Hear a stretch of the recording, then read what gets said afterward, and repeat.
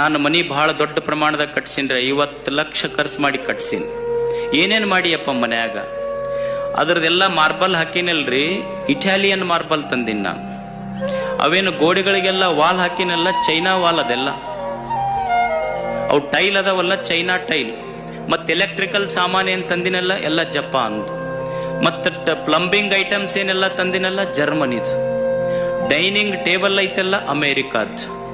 ಹಳ್ಳಿಯಾಗಿದ್ದ ಮನುಷ್ಯ ಹೇಳ್ತಾನೆ, ಹೌದಪ್ಪ ಕರೆಕ್ಟು, ನೀ ಹಾಕಿದ ಮಾರ್ಬಲ್ ಇಟಾಲಿಯನ್, ನೀ ನೋಡಿಸಿದ ಜಳಗಳೆಲ್ಲ ನೆಳಗಳು ಜರ್ಮನಿ, ನಿನ್ನ ಎಲೆಕ್ಟ್ರಿಫಿಕೇಶನ್ ಎಲ್ಲ ಇದ್ದಿದ್ದು ಜಪಾನ್, ನಿನ್ನ ಊಟದ ಡೈನಿಂಗ್ ಟೇಬಲ್ ಐತೆಲ್ಲ ಅಮೇರಿಕದ. ಖರೆ ಡೈನಿಂಗ್ ಟೇಬಲ್ ಅಮೇರಿಕಾದಿರ್ಬೋದು, ಆದ್ರೆ ಡೈನಿಂಗ್ ಟೇಬಲ್ ಮೇಲೆ ಇಟ್ಟ ಪುಂಡಿ ಪಲ್ಯ ರೊಟ್ಟಿ ಕಗ್ಗೋಡದ್ದಲ್ಲಪ್ಪ, ಅದೇನು ಬೇರೆದ್ದಲ್ಲ. ನಮ್ಮದು ಅನ್ನುವ ಅಭಿಮಾನ ನಮಗೆ ಬೇಕಾಗ್ತದೆ.